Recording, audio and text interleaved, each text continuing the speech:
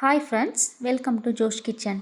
இன்றைக்கி கார்த்திகை தீபம் ஸ்பெஷல் அப்பம் தான் செய்ய போகிறோம். ரொம்ப சாஃப்டாக ஈஸியான மெத்தடில் இன்ஸ்டண்ட்டாக மாவு அரைச்சி எப்படி செய்கிறதுன்னு பார்க்கலாம்.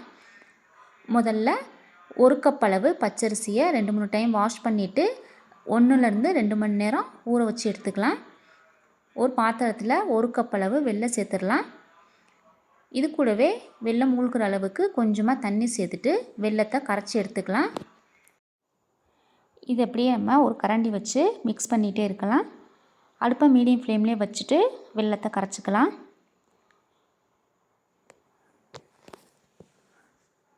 ஒரு கப் பச்சரிசிக்கு 1 கப் வெல்லம் சேர்த்துருக்கேன். இன்னும் ஸ்வீட் அதிகமாக வேணும்னா கொஞ்சம் கூடுதலாக சேர்த்துக்கோங்க. பாருங்கள், வெல்லம் ஓரளவுக்கு கரைஞ்சிடுச்சு. வெல்லம் காய்ச்சறதுக்கு பதம் எதுவும் தேவையில்லை, ஃபுல்லாக கரைஞ்சாவே போதும். நல்லா கரைஞ்சி கொதி வர ஆரம்பிச்சிருச்சு. இப்போது ஸ்டவ் ஆஃப் பண்ணிடலாம்.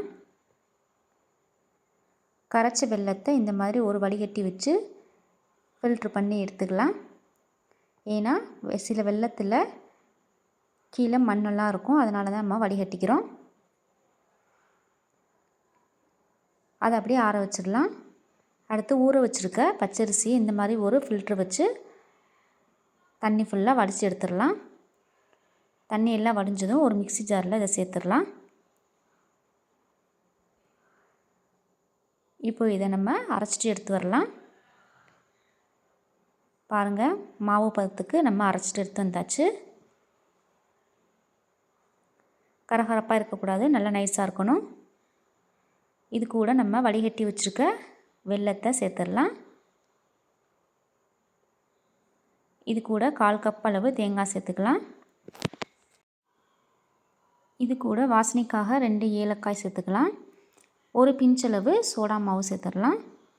ஒரு வாழைப்பழத்தை எடுத்துட்டு தோலெலாம் உரிச்சிட்டு கட் பண்ணிவிட்டு சேர்த்துடலாம். சின்னதாக இருந்தால் ஒரு பழம் போதும், பெரிய வாழைப்பழமாக இருந்தால் பாதி போட்டுக்கலாம். இப்போ இது எல்லாத்தையும் சேர்த்து மாவு பதத்துக்கு அரைச்சி எடுத்துக்கலாம். இது கூடவே கொஞ்சமாக உப்பையும் சேர்த்துடலாம். பாருங்கள், நல்லா ஃபைன் பேஸ்ட்டாக அரைச்சி எடுத்து வந்தாச்சு.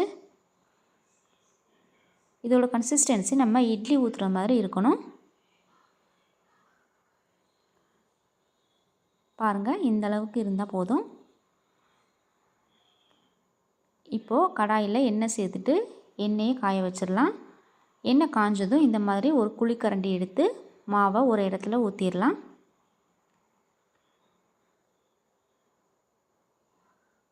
மாவை ஊற்றுனதும் கீழே வெந்ததுக்கப்புறமா ஒரு கரண்டி வச்சு இந்த மாதிரி திருப்பி போட்டுக்கோங்க.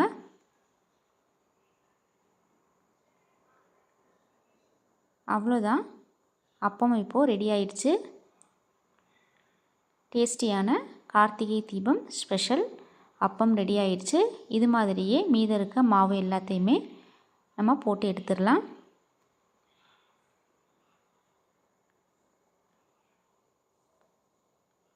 டேஸ்டியான அப்பம் ரெடி ஆயிடுச்சு.